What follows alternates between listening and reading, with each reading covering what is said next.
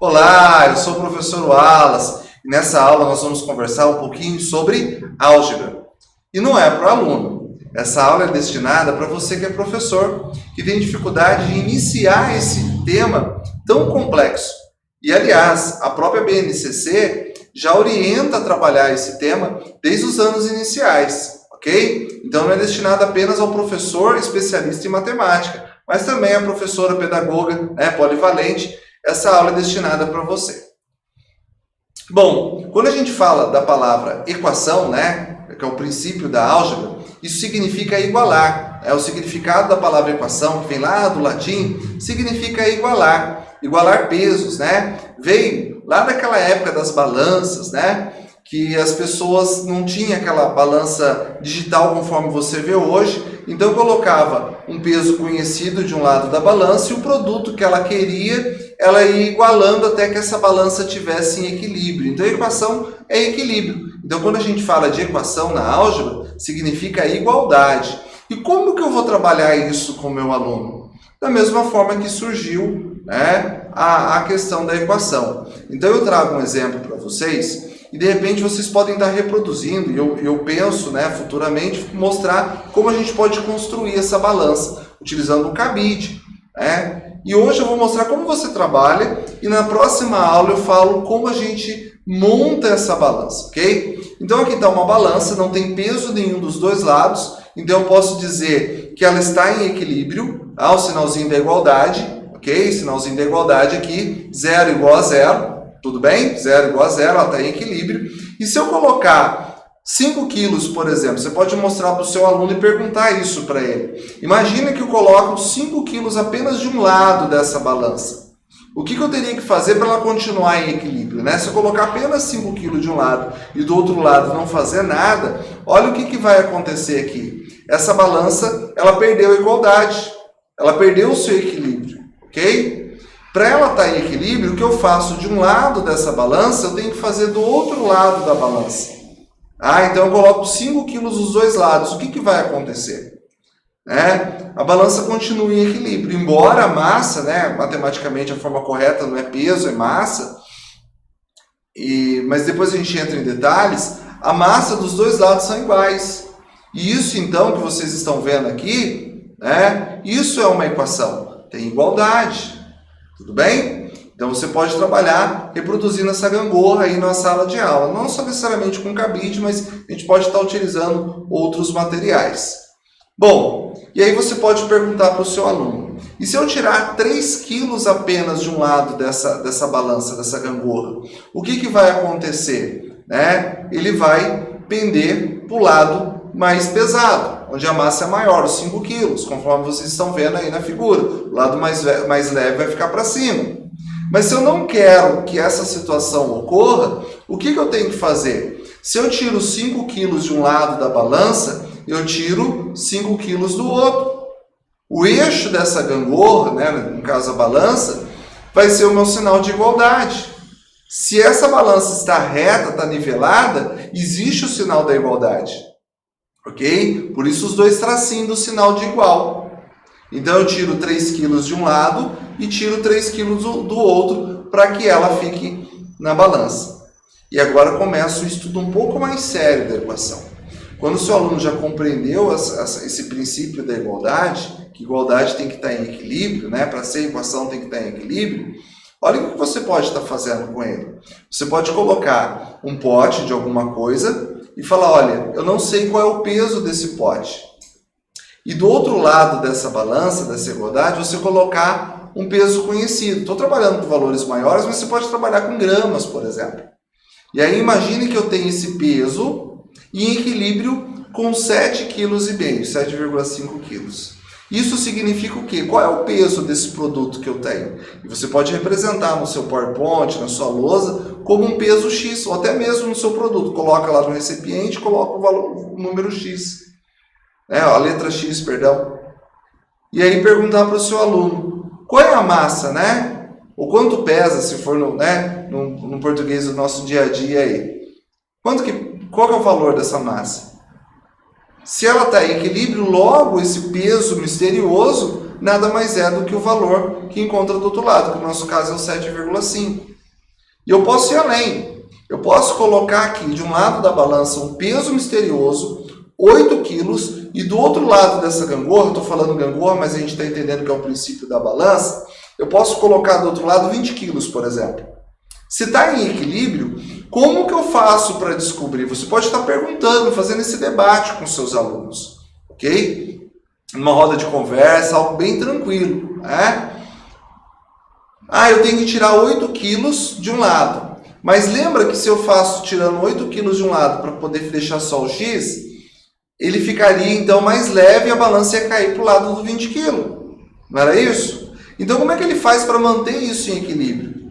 Ele vai ter que tirar 8 quilos dos dois lados da balança. Então ele vem aqui e tira 8 quilos e aqui ele tira 8 quilos. Ele está praticando aí a equação. Você está entendendo? Então ele vai subtrair dos dois lados da equação 8 quilos. Ou seja, de um lado vai ficar apenas o x e do outro lado vai ficar apenas o número 12. E aí ele descobriu o valor de x. Deu um contexto para o seu aluno. Você pode iniciar esse tema dessa forma. Outra estratégia que eu uso não é isso. Tenho certeza que até eu, como adulto, sendo professor de matemática, olho para isso, eu tenho um certo ranço, um certo susto, né? Mas você pode ser mais tranquilo com o seu aluno. E também não trabalhar diretamente dessa forma, com essas figurinhas, né? Você deve dar um contexto para o seu aluno. Porque não tem sentido eu olhar um desafio desse e falar ônibus mais ônibus mais ônibus igual a 18. Eu, na sala de aula, por exemplo, pode ser que dê certo para você, eu gosto de trabalhar com historinhas.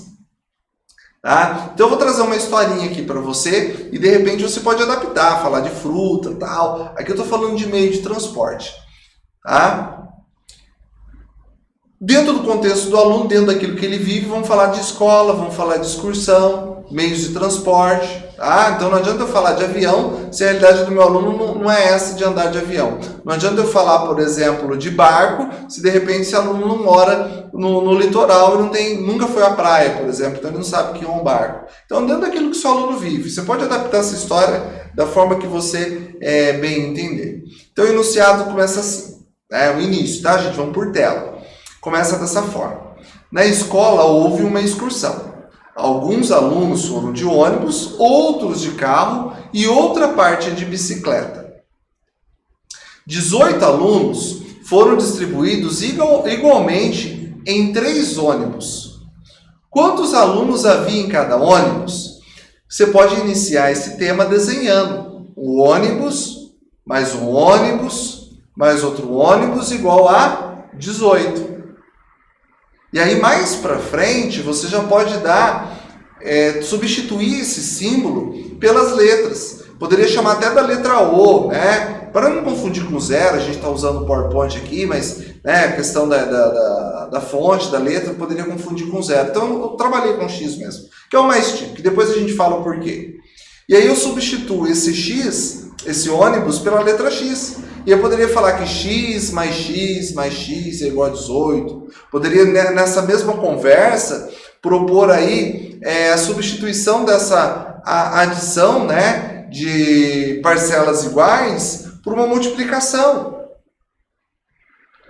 E aí, quantos passageiros, se for dividido igualmente, propor isso para o aluno, perguntar, se for dividido igualmente, quantos alunos tem? Se for uma turma assim de anos iniciais, pode trabalhar com os dedinhos mesmo, olha. Um passageiro vai para o primeiro ônibus, o outro passageiro vai para o segundo ônibus, o outro passageiro, até ter a soma dos 18. E aí o aluno ele tem que chegar nessa conclusão, que cada ônibus havia 6 passageiros. Portanto, 6 mais 6 mais 6 igual a 18. Então agora eu sei quantos passageiros há por ônibus. Continuando a nossa história, né, um ônibus, né, coloquei aí para ter um carinho com vocês, do enunciado anterior, mas 2 carros possuem juntos 14 pessoas. Sabendo que o número de pessoas por carro é igual, quantos tripulantes há em cada carro? Então, da mesma forma, desenho lá um ônibus, mais um carro, igual a 14. Se eu já chamei o ônibus de 6, descobri o valor dele que é 6, vou chamar, e já usei a letra X, né, no enunciado anterior, eu posso usar agora uma outra letra que é o Y. Então eu tenho aqui 6 passageiros no ônibus, Y no carro, mais Y no carro igual a 14. 6 mais quanto posso ter 14? O aluno vai contar. 7, 8, 9, 10, 11, 12, 13, 14, né? Ele parte do número 6 contando de 1 em 1 até chegar ao número 14. E aí ele chega à conclusão, contando nos dedos, talvez se for anos iniciais, que é o número 8, conforme vocês estão vendo aí na tela de vocês. E agora ele tem Y mais Y. Você pode até falar também da multiplicação aí, 2 vezes Y. Y mais Y igual a 8. Como tem o mesmo valor, né? Logo ele pode concluir que cada passageiro, o número de passageiros do carro, do automóvel, era 4 passageiros. Então 6 do ônibus mais 4 do primeiro automóvel mais 4 do segundo veículo igual a 14. 6 mais 4, 10 mais 4, 14. Ok? A nossa historinha não acaba por aí. A gente pode estender um pouquinho mais. A diferença do número dos alunos que foram de bicicleta, do enunciado anterior, com os passageiros do carro, é 2. Quantas pessoas existem na bicicleta? Tá? Então agora eu já tenho o número do ônibus e do veículo. Diferença você pode trabalhar com o seu aluno, que é a subtração. Trabalhar lá, lembra lá, minuendo, subtraindo, diferença? E aqui nós temos o número de passageiros de bicicleta menos o número de passageiros do automóvel. E eu sei que automóvel é 4, já usei a letra X e a letra Y, criei uma nova letra para representar a bicicleta, que é Z. Você está entendendo? É uma proposta, tá? Para você trabalhar com o seu aluno, iniciar esse assunto tão complexo com o seu aluno. E aí, que número que eu subtraio 4 que dá 6? Você pode ensinar o seu aluno a contar nos dedinhos, não precisa trabalhar ainda aquela ideia de subtrair, né? Embora ele já entendeu da balança. Se ele já entendeu, melhor ainda. Porque se eu estou tirando 4 de um lado, logo eu tenho que fazer o quê? Eu tenho que devolver esse 4. Então, o único número que eu posso subtrair 4 para dar 6 é o número 10. E aí eu posso lançar um desafio para ele. Baseando-se nos enunciados anteriores, qual é o número total de passageiros de uma bicicleta? Somado aos passageiros de um ônibus e de um carro. E aí desenha de novo, bicicleta mais ônibus mais carro, igual, né? E aí eu coloco os valores, 10 da bicicleta, mais 6 do automóvel, mais 6 do ônibus, perdão, mais 4 do automóvel, igual a 20 passageiros total, ou seja, foram 20 crianças, né, que foram nessa excursão aí, divididas em automóvel, no ônibus e no carro. Ok?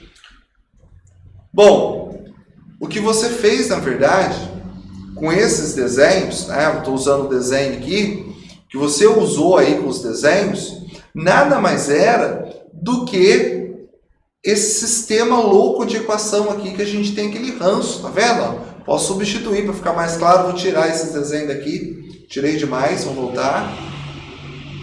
Ok.